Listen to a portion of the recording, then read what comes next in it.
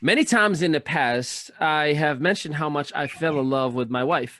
But today, like never before, I'm here to tell you about a story how I fell first and then in love after with this gentleman and his practice. This actually happens to be one of the most personal interviews that I have ever had, specifically because this man actually had his hands on me, literally. I am excited for you all to listen to this interview and hear from someone who not only is an expert in his field, he also happens to be an entrepreneur. And I cannot wait for you to hear the full story. This is your Strategic Partner Podcast. Welcome to your Strategic Partner Podcast, where we give entrepreneurs the secrets, strategies, and processes to increase brand equity and max out revenue. All right, ladies and gentlemen, congratulations. You've made it yet again to another episode. And I have with me today someone who has been past elected in a member of Board of Education between 2001 and 2010. He currently happens to be the councilman, and his oldest son is in the Coast Guards, and he actually is a military man himself. His business started in 2006, which I am intrigued to talk about because he actually got to experience the economy crashing on him. He graduated from UMDNJ in 1994, and he was in a dart league in college, which tells you about his focus and definite stamina of holding a beer, that is. He also has been voted best PT practice in Monmouth County in 2013 with his practice activity first in Eatontown, New Jersey. And he has 3 children, actually happening to be boys, ages of 22, 19, and 16. He coached his son's baseball and basketball team, and he himself actually happened to be practicing in 3 states, New York, New Jersey, and Maryland, and past Cub Scout leader. Now, that is quite the introduction. Ladies and gentlemen, make some virtual noise for the one and only Kevin Gonzalez. What's going on, Kevin? Hi, Ali. How are you? Thank you. I've never been better. Oh, you don't even understand. I've gotten into your practice for the very first time 2, maybe 3 years ago. And I love the culture. I love you and Denise and how you guys operate. And I sometimes think maybe I should hurt myself a little bit longer just so I can keep coming back to your practice. So first and foremost, thank you so much for being here and giving us a little bit of your time. If you don't mind, tell the listeners a little bit about yourself, about your practice, and how it all began, from a passion or from desperation.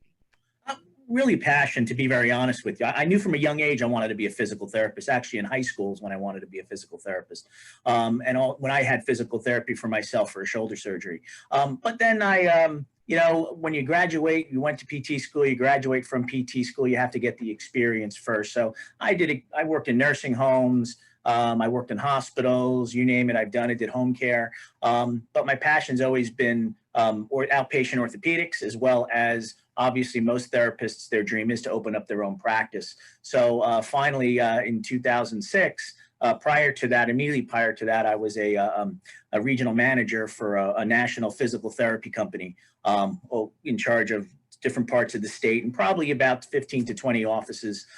So I learned what to do in terms of how to run a practice and what not to do to prevent a practice from closing. So in 2006, the big company that I was working for started putting out feelers that, hey, look, we're thinking about selling the outpatient division, or we're thinking about shutting it down completely. So with my future in jeopardy, or not knowing what was going to happen, I decided to just, to make the lunge into my own practice. Oh, here's a few things that you've mentioned that definitely catch my attention. The very first thing, you worked in nursing homes as well, Correct. in the beginning of your career. That is a space that requires a lot of patience and a lot of compassion. Mm-hmm. Has that impacted who you are today in your practice in any way, or not necessarily? No, it definitely has, because when you develop, when you're in physical therapy school, they teach you the objective things on what to do in terms of to do your craft well. But in terms of learning the empathy and learning how to deal with patients, because you can deal with different personalities of all shapes and sizes. You can deal with family members who are a little bit more controlling rather than others, and there's a difference between being controlling and difference between being, I guess, concerned and asking questions. I've had parents that have come up to me when I was a 24-year-old graduate, and kids come up to me and say, "Wait, you're my mother's physical therapist? How old are you?" And that's a little, so you sort of have to, and then of course they get into the kick that, they're older than you, so you shouldn't be in charge of their loved ones. So you get a little of that, but I bring that up because you have to learn how to develop a thick skin. You have to learn how to deal with all personality types, and definitely working in the nursing homes, you're dealing with patients who are, have a lot of life experience, who just want, they know they're at the twilight of their existence, and they just want to be treated with respect, and they want to try to get better as much as they possibly can. And then you have the other side of that, where you have, that same or a different person who might be confused, dementia might have set in, and that probably helps to ease the pain a little bit. But you have to, there are some people that take advantage of someone's dementia in that kind of closed setting, and you can't do that. That's actually pretty bad for someone to do that, but it does happen in nursing homes, and I hate to say it.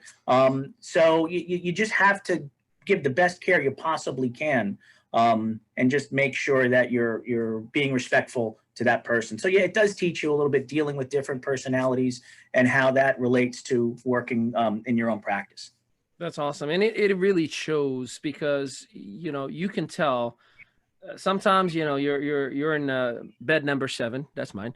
You're laying down and you see people coming in and out, and you see how not only yourself, but the rest of your staff, Denise and Allie herself, the passion and the compassion that they show for each individual, the understanding, when somebody says, "I don't feel like doing that," and you're like, "Uh-oh, somebody's pushing back," and you still say, "Hey, it's okay. Just do what you can." You still love on people. And, it makes sense now with that background why you do have that communication style and the culture that you have.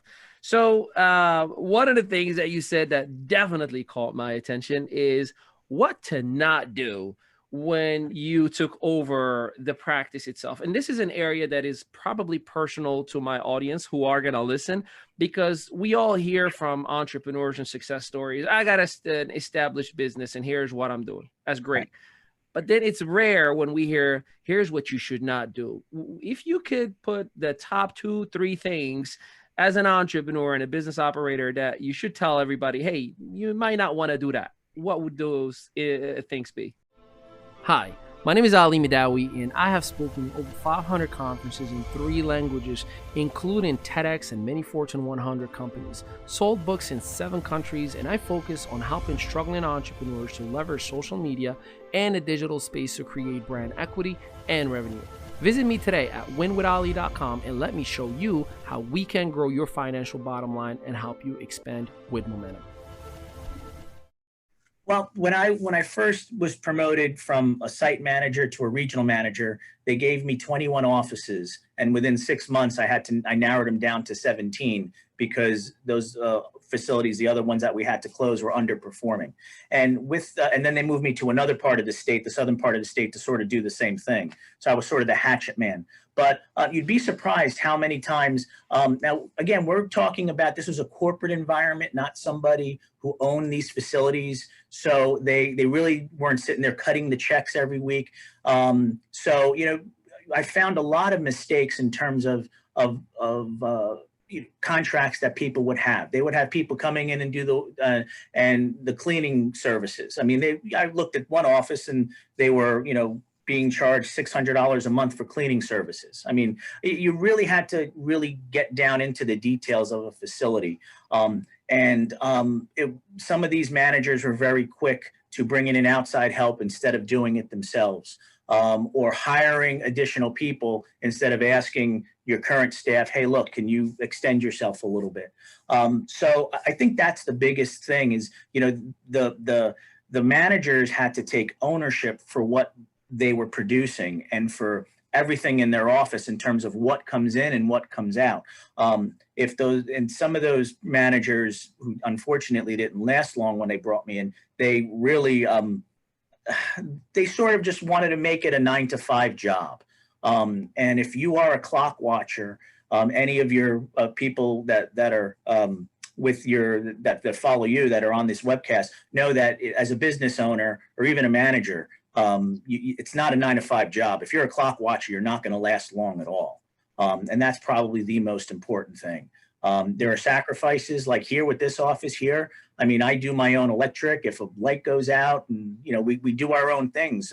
Those other offices that I mentioned that I used to manage and I closed, if there was a light bulb out, they would call somebody to come and, and change the light bulb. Spend $300 to change a bulb that they can do for $8 and go to Home Depot. So those are the types of waste you would see in some of those offices and some of the things that when I came here, I just tried to, it's amazing how much you can cut if you trim the fat off of some of the things that you could do yourself. Or now in the advent of YouTube, you could Google it, go on YouTube, find out what to do and do it yourself. Yeah. So, No, that last one, man, you're spot on with that one. It's like we have access to information like never before. I mean, even 10 years ago, I don't think we had the amount of information that we have access to today.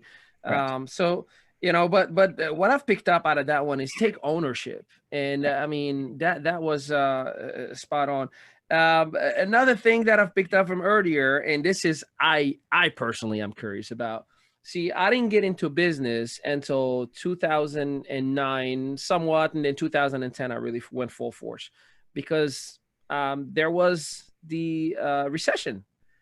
Right. You started your business in 2006. Correct. You've seen the gas prices hitting the $5 and the economy going crazy. And did that impact your business? And how did you pivot to maintain and stay in business? It impacted a little bit in that a lot of the deliveries and a lot of the services we got these extra service charge for gas service charge. And if we had the HVAC guy come out or we had our bottled water delivered at that time, we got a little bit of a charge from that. But, with the crash and the economic recovery, people still got hurt. We were able to still stay open. We had to manage our margins a little bit more closely because the revenue wasn't coming in. During that time, you had people that had maybe $5 or $10 copays. Well, now their copays were $30, $40, and $50. So if they had to come 5 days a week and you had a $40 copay, $120 a week, the average American can't afford that. So you had to try to find a way to manage your business. So instead of them coming 3 times a week, with a home exercise program, maybe they can have to come twice a week or maybe even once a week. And provided that they're motivated enough to do a home exercise program, then we could manage them once a week or twice a week just because the copays were so high. So that's something that we had to learn to adjust back at that time. Me personally, in terms of the gas prices, I only live 1.5 miles away from my office. So the gas prices for me, I mean, my car does maybe, 50 miles a week. So it doesn't really affect me per se, but in terms of what's around me, yes, it does. It does affect in terms of what's delivered and things along those lines. That's incredible. Now, fast forward that experience to the pandemic, which had a little bit more of a direct impact. Right. Walk us through how you maneuvered and maintained the bills paid in the practice. Right. Well, we did get, we were able to get the PPP loan, which everyone was talking about. Right. We got a couple of county grants that helped tremendously. We never closed during the pandemic. Now, we were here 6 days a week, pretty much 12 hours a day, Monday through Friday, and also here for a few hours on Saturday. So once the pandemic really started to take effect in terms of our census, we actually closed to 3 days a week. I had to stop Saturdays, and then I was physically in the office for Monday, Wednesday, and Friday for limited hours. And then Tuesday and Thursday, I was doing telehealth.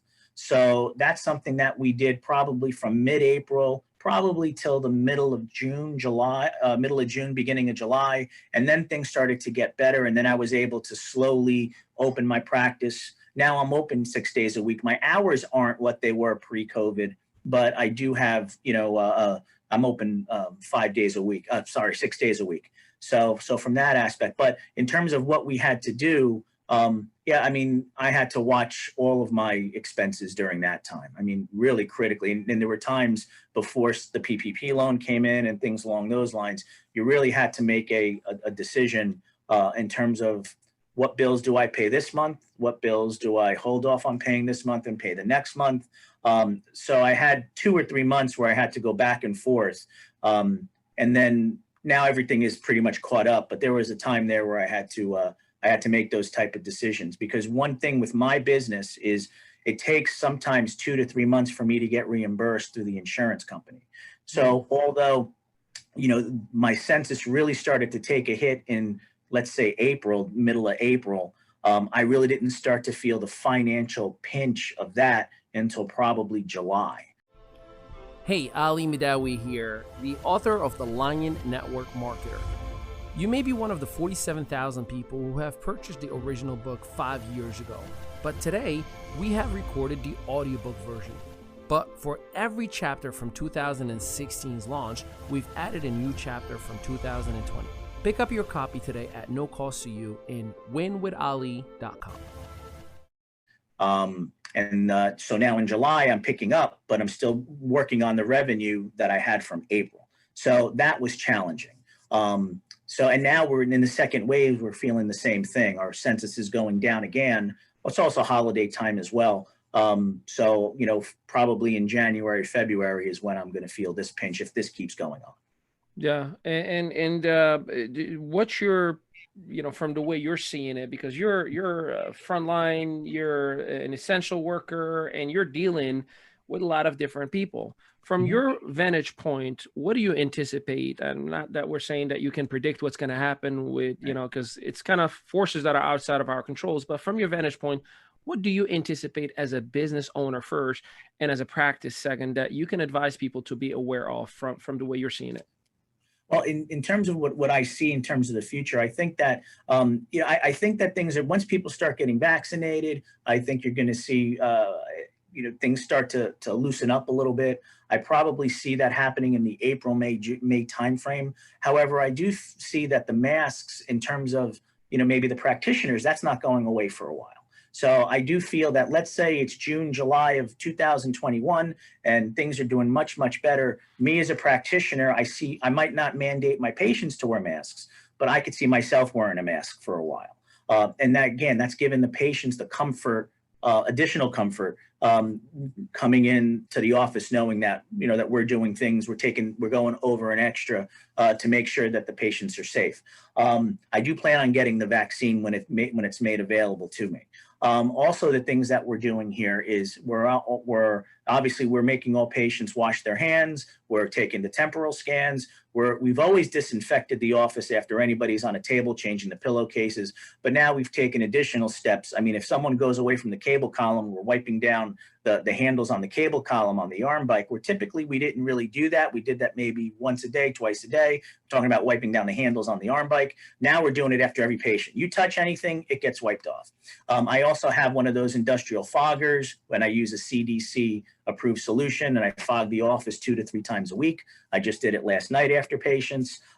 So things have changed in terms of your audience, in terms of where you should go to a place where you feel comfortable.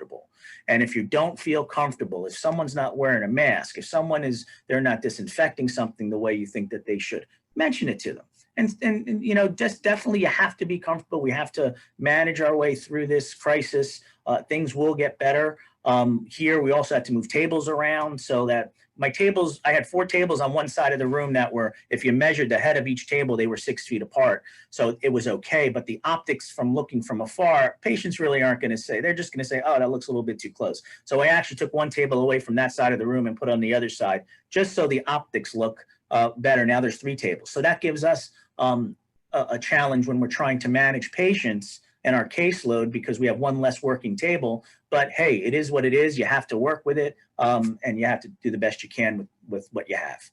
Yeah, that's spot on. You've mentioned telehealth and the adjustments that you've made. 2 years down the line, COVID is a thing that we talk about. Remember back in the day, you know, in the BC days before COVID, right?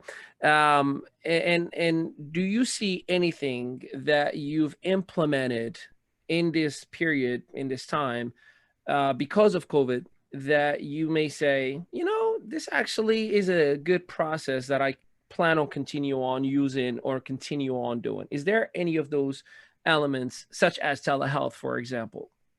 Well, telehealth is great. Telehealth is great if you have a motivated patient that you know that they don't need the hands-on that, you know, I'm famous for giving. I love to make sure everyone gets stretched, gets whatever hands-on that they need. They get that from me. Obviously, you can't do that in a telehealth format, but there are some patients who maybe are more athletically minded than other individuals that maybe are just doing a stretch, just a skosh incorrectly, and you could pretty much adjust that with a telehealth visit. Telehealth is great for that certain segment of patient where they need it. So I can see that sticking around. Unfortunately, though, the insurance companies originally, when they authorized telehealth, they basically, in the past, they never paid for it. Now they're paying for telehealth, but they haven't said it's going to be an ongoing thing forever.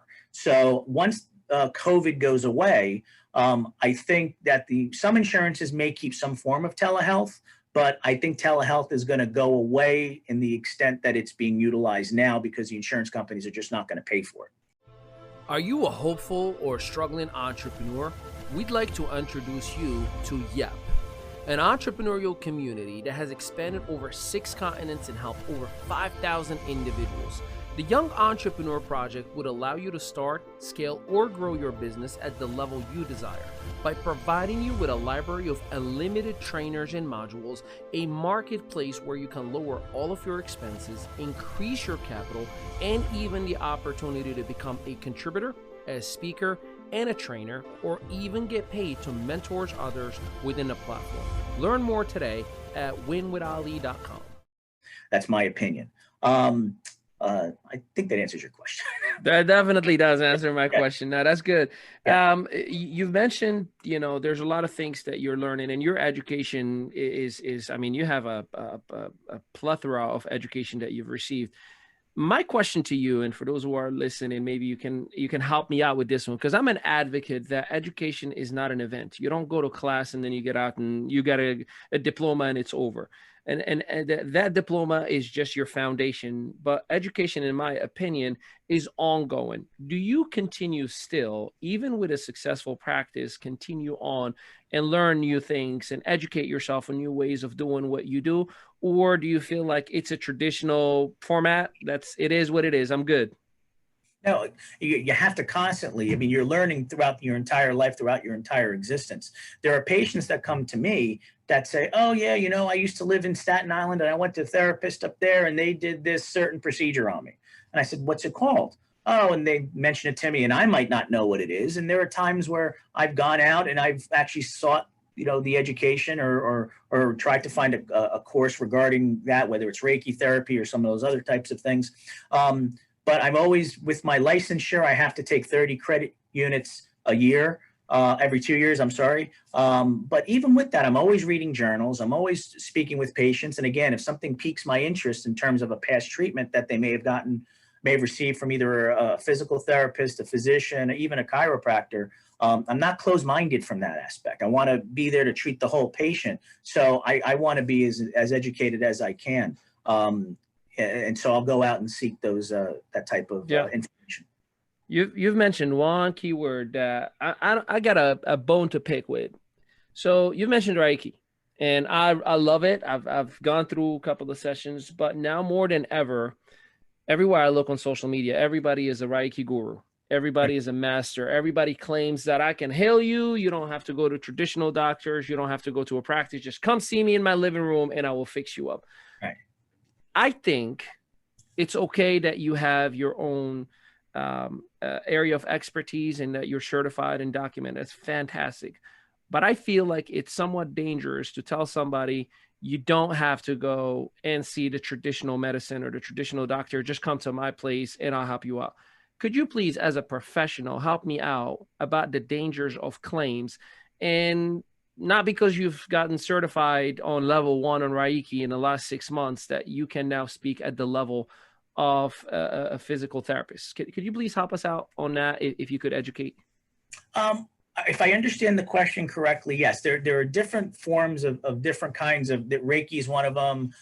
There's myofascial release. There's a contract. There's a bunch of different things out there. But those are just little tools in the toolbox of what you can to treat a patient. Physical therapists, by definition, we're pathokinesiologists, how disease affects movement. Except physical therapist rolls off the tongue a lot better than pathokinesiologist. I would never say that. So that's basically it. But we're more conventional medicine. When you're getting into Reiki, when you're getting into myofascial release, when you're getting into all those other forms of treatment, those are all more alternative based. However, they can be used. You can't just do Reiki on one patient. You can't just do myofascial release on one patient and expect to get an optimal result. If you can, then you have a very small segmented, that patient just doesn't have a lot going on per se. But I mean, that should just be one tool that you should really use to treat that whole patient, because a patient is going to need to be stretched. They're going to need exercise. You can stretch them all you want, but if you don't strengthen the muscle, the treatment may be for naught. So it's just, you really can't put too much faith in directly and only into those methods of treatment. It has to be used in conjunction with other methods of treatment to treat the whole patient. I appreciate you clarifying. And the reason I'm saying it, just so you know, so I've been in business for 13 going on 14 years, and my area of expertise is business development. And I've dealt with many direct sales companies that have networking models and whatnot. And the average individual will go through 1 month worth of videos and start claiming things, like, oh yeah, my product can help you fix vitiligo. My product can help you grow hair. My product can this. And it is, I think, not only irresponsible, because there are a lot of people who would listen to whatever is online. There are people who try to avoid a copay, and they're like, oh, look, I looked at this thing on YouTube and I can fix myself by scratching my back against the wall. And that's why I wanted you to, as a professional, probably cement that for me. Now, I'm going to ask you a couple of fun questions in here. So you're a father of 3, and you and Denise are sports parents. Right. So how do, because sometimes I hear, hey, Saturday we're going down to Timbuktu for a sporting event and whatnot. How do you manage being a father or parent and maintaining business and keeping your personal sanity, having your own me time? How do you do it? Well, it's just tough. We just look at the schedule and we just say, okay, we know when we're going to be at the office. Anything other than that, then, we try to devote for the kids. So, we've been doing that since the kids were a lot younger. Now the kids are older. They're in high school, college. One is out of the house completely. He's in the military. And so, we just, it's in terms of, you've heard the analogy of people putting rocks in the jar. You have a jar, you put the big pebbles in. If you put the small pebbles in first, you want to have room for the big rocks. You put the big rocks and go. So I'm sure you've heard that analogy. My wife and I firmly believe that the kids are first. So basically those are our big rocks that we put in the jar first. So once we put, we work around the business, because obviously the business is probably the first priority, because if the business isn't successful, everything else sort of falls by the wayside. But this very, very close second priority is spending time with the family. And then after that, everything's a distant third. So that's basically the way we run our lives. So yeah, so if we know, like, we have my one son, he's a junior in high school. He was thinking about playing baseball in college.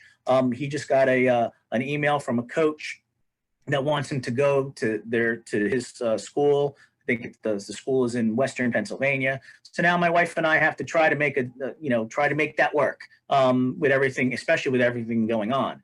Prior to COVID, we would, it's just making a hotel reservation, going out there, coordinating it that way. But now with COVID, there are a couple other things we have to worry about.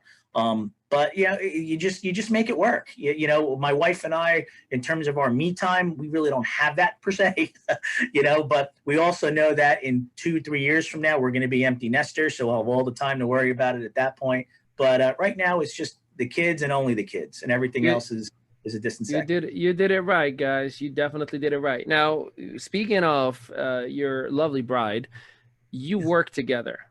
Correct. Most couples would murder one another if they have to actually deal with each other from crack of dawn. Now, I'm blessed that my wife and I, we work from home. So we're together literally every single second of our lives, out or inside, we're together. So have you ever had to figure out how to maneuver it? Do you bump heads, or is it the perfect nest inside and outside the house? Yeah, we've had fights or arguments, not fights, but we've had arguments at home. When we wake up in the morning and we're still upset at each other. But when we come to the office, we're fine. But then when we go home, if we have to discuss it again, we discuss it again. But very rarely, I want to say since 2006. So in the time that we've been here to 14, almost 15 years, I think there was maybe twice where my wife and a non-business related issue sort of creeped its way into our daily practice here. But and that most recent time was probably about 5-6 years ago. It just doesn't happen. We just know when to turn that part off, and be coworkers. I love it. Now I understand. It is the Dunkin' Donuts that comes in the morning.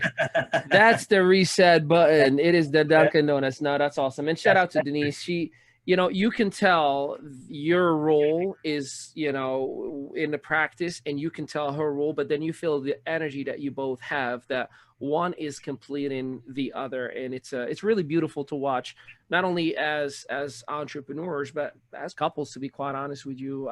My wife and I admire couples who figure it out and continue to work on themselves every single day. When it comes to staff, how do you bring a staff member? Like, what are some of the things that you look for? I mean, of course, qualification, certification, those fundamentals, but in a person, what do you look for? Well, now start with saying Allie, because she's probably listening. Well, it's definitely, we've been very, very blessed that the people that we've hired have probably, I want to say 80-85% of them have been people that we've known, or people of families that we have known. Yeah. Allie, you mentioned her. Allie is someone that I know of her family from softball. Her and her sister, and they all were big softball fans and players in town. When it came time for me to hire a rehab technician for my office, she's been with me for 6 years. So 6 years ago, I spoke with a friend of mine, Andrew Facone. I said, do you know anybody? He goes, oh, yeah, I know Ali Montefinisi is looking for a job. So that was sort of the way, she came to us. And then not only did I hire Ali, but I hired her sister at the time. Her sister's now in Florida, so she left me. But Allie's been with me for 6 years. I also had another employee who was with me for 8 years, 9 years. And you're talking through high school, through college, and a year or two after. So, I am fortunate that the employees that I hire, they stick around for a long time. And I want to say most of them are people that we've known. The young lady, Olivia Snyder, that worked for me for so long, I've known her since she was 3 years old. She happened to live across the street from me at one point. And she was working with me since she was, I think, at the end of her freshman year in high school. And she worked with me until she was a year or two out of college. And now she's doing something. She's moved on to bigger and better things. And I'd like to think that I had a little bit of a part there in terms of developing her professional outlook in terms of how she handles herself. And she's doing great now. So that's the way we hire the staff. The other therapist that I have working for me, I've actually went to PT school with her. She actually does my Saturdays. Her name's Robin. And I actually have known her longer than I've known my wife. I've been married for 24 years. I've known Robin since 1991 when I went into PT school. So that's just, I've been very, very fortunate with the staff. Very rarely do I have to send out a resume and hire someone from off the street, because I'm able to find people within the local community that I can hire. That's awesome. And it's kudos to you also for essentially your way of reinvesting right back into the local community as well, instead of, going external. I got a fun thing that I do whenever any of my guests mention, back in 19 and such, I let them know how old I was. So in 1991, I was 6 years old. In case you were wondering. All right, good stuff. So, Kevin, activityfirstpt.com for any and all information that anyone may have about the practice itself. And for those who are listening right now, and obviously there's a lot of stress, whether it's financial stress, political stress, racial injustice, like there's just a lot of noise that people are getting hit by every single day. You seem to be probably one of the relaxed, happiest person that I deal with on a regular basis. What is your message to those who are listening out there to maintain focus on the good side of life? And how can we as a people, as a country, go through a better and brighter days from the divide and the stress that we're experiencing and seeing right now? Well, all I can say is you stress over the things you control or you can control, but don't stress over the things you can't control. If you sit there and lay down in bed and wonder, hey, how am I going to do A, B, C, and X, Y, and Z? You have no control over it whatsoever, which is the pandemic. Then, I mean, you're going to make yourself sick. But instead of that, look at that as a challenge. Okay, COVID allows us, we can't do A, B, C, or X, Y, and Z. Well, what else can we do to try to make the best of it? Well, now that's when we got the fogger.